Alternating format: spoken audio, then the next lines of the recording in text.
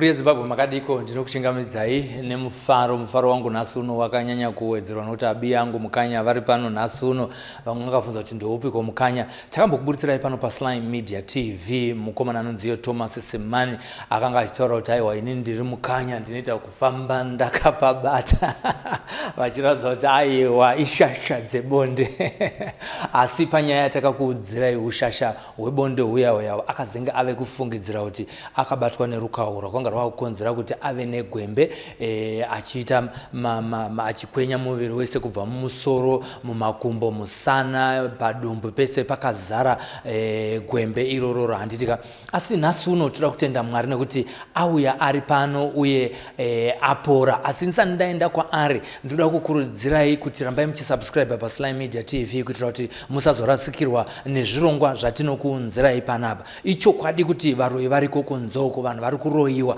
hazvinei nekuti unoenda kuchechi hazvinei nekuti hauna mate asi varoyi variko uye havazi kusarudza vari kungoti wavavenga voroya zvimwe nguva unogoramba uchingofamba uchifungidzira kuti zvinhu zvako zviri normal wanonoka kuroorwa uchifunga zviri normal wanonoka kuroora uchifunga zviri normal kungobva kunoita nhumbu unofunga kuti zviri normal kushaya vana unogona kufunga kuti zviri normal kudzingwa mabasa unogona kufunga kuti zviri normal asi regai ndikutaurirei neexperience yandawana pano paSly Media TV ndezvekuti vazhinji vanhu vari kutambudzika vamwe vari kutambudzika vanyerere vamwe vari kutaura nevanhu vavari kutaura navo asi hapana zviri kubudirira regai nditori mukana uno zvekare wokuzivisai kuti kana kune hama dzamunoziva dziri kunzoko mukati menyika ino yeZimbabwe vanorapa vanoprofita vanobatsira variko kunharaunda dzamugere vamunoziva kuti vakabatsira vanhu vakararama vamwe vakabvisa zvikwambo zvainetsa vanhu vamwe vakabatsira vanhu vakanga vachienda vachitevera madzimai kasingaperi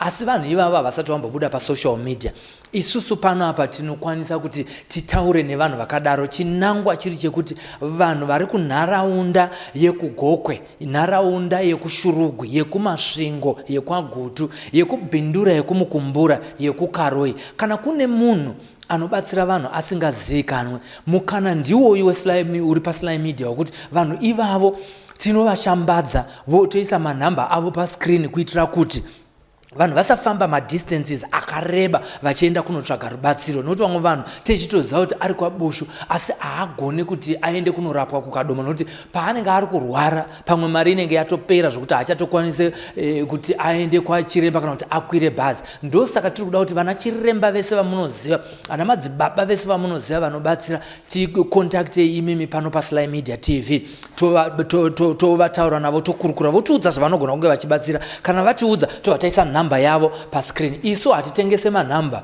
evanhu vanobatsira hatichengete manhamba evanhu vanobatsirawo zvekare tisingape kuvanhu tozotanga kubhadharisa vanhu chiti tangai matibhadhara kuti tikupei nhamba iyoyo nekuti tiri kutoziva kuti vanhu kunzoko vari kutambudzika kuti tizoti munhu unza $20 kuti ndikupe nhamba yen'anga kana kuti yamadzibaba isusu hatina kutumwa kuti tidaro tinenge tichitoona kuti hutori hutsinye kune vanhu vasitorina kana mari yekutenga paracetamol $1 wobva wati kuti ndikupei nhamba yemunhu anorapa ndoda $20 isusu hatidaro we give numbers for free to those needy people who think they need to get help from faith healers from traditional healers from apostles from anyone who has the capacity and ability to perform miracles and deliver the needy people from different ailments. That is our vision here at Sly Media TV. Ndandikutaura kuti mukanya vari panapa takasangana navo kuMount Hamden tikakurukura navo vachitaura kuti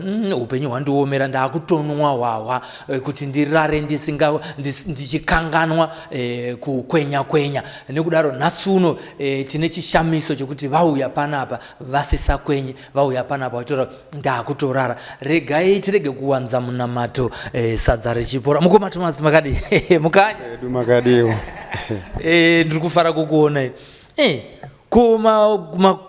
makwamba makanga muinawo akaenda kupa akanga ari pamaoko pese apa nemumusoro makwamba ngatinawo maoko nemusoro akapera takabatsirwa makabatsirwa saka regaiti hatidi kutaura zvakawanda muri kunzwa sei meme iye zvinoita zvinozvi ndiri kutonzwa mafariro andiri kutoita ndiri kutofara kunge benzi ranhonga roro ndototenda hangu yose musachikotamire chinhu ichi chinokunhongai chinonhonga mazwi enyu natsogarai zvenyu makatambanuka semunhu ari kupora kudai izvi. Mukatitaurirei mimi kuti pakatora nguva yakadi tisati tabva kuMount Hamden paya paitaita interview yekuti tizoona mazodai nhasi uno, pakatora nguva yakadi musati maona rubatsiro? Kuti pakatora almost inokwanisa ta 3 weeks satasangana nasekuru kuti vakwanisa kutibatsira. Kubva pamakabva paya kunze kwasekuru kune vamwe here vakamboedza kuti vakubatsirei? Tine kumwe kwatakatomboenda tikatombonobatsirwawo, vakatipawo mishonga yavakatipa tikatraya zvikaramba, tikaenda kune vamwe vakambotipawo bute dzavakatipa tikatraya zvikaramba, tikaenda kune vamwe ana madzibaba futi vakatraya zvavakatipa zvikaramba, kusvika tazoita kuti tizokwanisa kusangana nasekuru.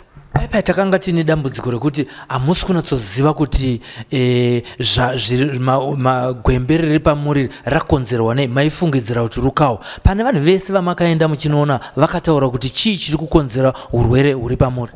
Pane vanhu vese vandakaenda hapana kana akakwanisa kutsanangura kana kutaura kuti chirwere rudzi ichi chamuinacho. Ndikasangana naye muridzi wacho anenge ataura kuti shuwa ndimi akaita bonde nemukadzi wake. Ndakungokumbirawo help kuti kuno vanokwanisa kundibatsira kuti ndinunuruke. Inini mari handina hangu, asi kuti help wandibatsire kuti tipewo uyu zvinhu zvake ndibatsirwe ndikwanise kudzokerawo pahealth yangu. Alright, iye zvinezvi makazosangana sei nasekuru vamuri kutaura vakubatsira yavo? Sekuru vakaona mapictures angu masocial media, vaona mapiki angu masocial media, ndopa vakakwanisa kuwana namba dzekuti vakwanise kuti vasangane ndichinge ndichibatsirwa nayo muzuva ranhasi. Saka pavakatanga kufona sekura tichaona mukana wekutaura navo, imimi vakuti chiuyai apo mamboenda kumadzibaba, mamboenda kumapuhwa bote, mazora hazvina kuita, masangana nevanhu vakawanda hazvina kubatsira. Chii chakauya mupfungwa dzenyu imimi maringe nekungoti mabatsirwa? Mamuchine tarisiro here kuti munopora? Tarisire kuti ndinopora ndanga ndisina, bhozi manga ndaenda mama makawanda, kwanga kwakungoenda kungoti takungotraya semunhu ati muzukuru wangu imboya ndimbotrai kukubatsira timboona kuti tingasvike papi. Saka makamungobvuma ipapo here kuti makamboti vakatombofona pekutanga vakataura nemunin'ina wangu anonzi Jedza, tikamboizeyazeya tikati tichazouya. Ndivazofona futi tikazoti tichazouya, vazofona futi tikati no takuya mangwana, ndopandakazoenda marimwe zuro. Ndezvamarimwe zuro izvi? Saka zvine 2 days zvinezvi? Zvane 2 days zvinhu zvindabatsirwa nasekuru. Saka muri kuti kudii? Ndotenda hangu nebasa rawandibatirawo sekuru kuti rakakosha zvikuru, but handina hangu chandinacho, asi ndotenda basa rawandibatira ine nanhasi vachiri kutondibatira. Kana kune munhu ari kunzoko arida kutenda sekuru maringe nekukubatsirai kwavakaita, mungatosununguka kuti shamwari, ini ndakarapwa pachena kwasekuru ndikagarako ndichigeza, ndichitopuwa zvekudya, ndichimonitwa, ndokumbirawo hangu muvape chamunacho. Mungavabvumira kuti vanhu vadaro? Munhu akadaro ndingatomutendere nekumubvumira achinge akasunungukawo kutenda sekuru nebasa ravakaita, kubva kune vakaona pakutanga nezvanga ndakaita nezvandave for the meantime. Ndotenda nebasa ravakabata ende vachiri kubata basa racho. Ngatichidzokerai manje kunyaya yenyu yefungidziro. Pavaikubatsirai pane here zvakabuda maererano nepfungwa dzamakanga muinadzo kuti vasikana vakadzi 5 vandakarara navo vamaiti ndeve vanhu ava ndokwazvakabva? Pane dudziro here yakadaro masvika kwavari? Ndichinge ndasvika mumusha mavo sekuru havana kunge vakwanisa kutsanangura kuti dare rako nderakati vakangoti inini ndoda kungoti ndikubatsire. Ende zveshuwa ndichitanga kusvika mumusha mavo ndichigara, ndakabva ndaona kukwenya kwese kwakabva kwaita se kwapera. Tati garei ndibva watanga kuitawo zvavo zvemaherbs kudii kusvika ndatanga kugeza, kusvikawo nanhasi ndamukawo ndiri zvandiri pana. Tinotenda nekudzoka kuSly Media muchisikotizivisa kuti ndo zvaitika. Saka pane vanhu alright hatisi kuziva kuti ndo zvaikonzera here zvemisikanzwa yenyu yekuita bonde nevakadzi vakawanda, asi kune vanhu vari kunzoko, mungade here kutaura kuti ichokwadi mishonga inokuvadza vanhu iriko, uroyi huriko? Ipapo ndinotoda kutosimbisa kutozivisawo hama neshamwari dziri kunze nevari muno muZimbabwe. Aiwa, mishonga iriko. Mukaona zvanga ndakaita pakutanga nezvandave, aiwa togutsikana kuti shuwa mishonga iriko. Inokuvadza iriko, inorapa iriko. Iriko. Chokwadi ichocho. Inokuvadza mishonga iriko, inorapanura futi iriko. Asi kune vamwe vanhu vanokwanisa kubatsira vanhu vasingazikanwi zvavo maredhiyo mupi asi vachibatsira vanenge vakangonyarara zvavo sezvakaita saana sekuru, asi vanogona kutorawo kuti ada kumbotrayawo zveshuwa. Ndaona aiwa Mwari vatibatsira. Mungakurudzirire kune mhuri yeZimbabwe, would you advise anyone out there to say go and see Sekuru so that he can also try and help you by any disease that you have? Ichokwadi ichocho. Ndotoda kuzivisawo mhuri yeZimbabwe kuti please kune vane hama neshamwari vagara vazivawo kuti kunze kunoku mishonga iriko, kunze kunoku vanobatsira variko. Izvi tiri kuona kuti musoro hamusisina, maoko zvinhu zvese zviri kuimprova hongu, tumwe tumadzvanga tuchiripo, zvinoratidza semunhu anga akuvarawo kwenguva yakareba. Remangwana renyu rakamira sei tichienda kumberi? Chandaona chasara hangu mukubatsirwa kwandiri kuita ndezvekuti kukwenya kwapera. Zvangosarira maoko kungoita semunhu akamwa mvura yakabhoira yakatsva. Asi ndotenda hangu Mwari kuti God is blessed, mandichengetawo kusvika mandiita kuti kukwenya kwapera. Ndakutongokumbirisa hangu kuti Mwari dai mangoramba maita kuti zvimwe zvacho zvangoti nyatsoperei mushe ndokukwanisa kunyatsoshandirawo mhuri yangu tichiendera mberi. Mudzimai makamufonera paimaitaura kuti mudzimai wangu akatoenda nekuda kwezvandanda? Apa mudzimai handisati ndamufonera kuti ndivazivise kuti mai mwana kuno kundavaraita. Tinotenda zvikuru nekutiwanisa mukana wokuti tikurukure nemi. Tichazodzoka zvekare maybe after some few weeks tichiratidza vanhu kuti aiwa zvinhu zviya zvakarapwa zvakapera, hazvisina kudzoka. Mukoma Thomas vane upenyu hwakanaka. Aiwa, tinopa tenda ipapo.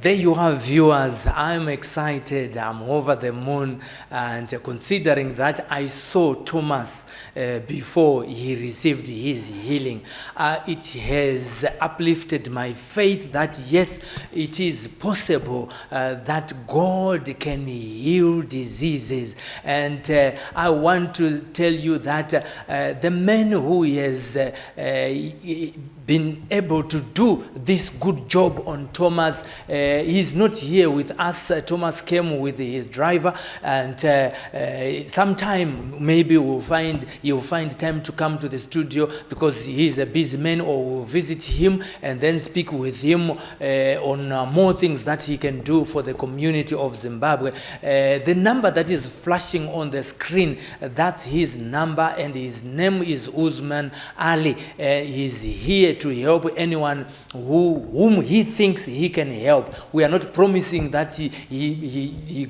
can cure all the diseases, but to me he says God is able to do exceedingly and abundantly beyond what we can imagine. If the Spirit tells him that this disease is able to help anybody who is not feeling well, he can do that. What is left is not you to call me asking me whether he can heal a disease that you are suffering from, a disease that your mother is suffering from, a disease that your son or your daughter is suffering from. What is left is for you to contact Mr. Usman Allie on the numbers that are on the screen. What I can only say about his location is here in Zimbabwe.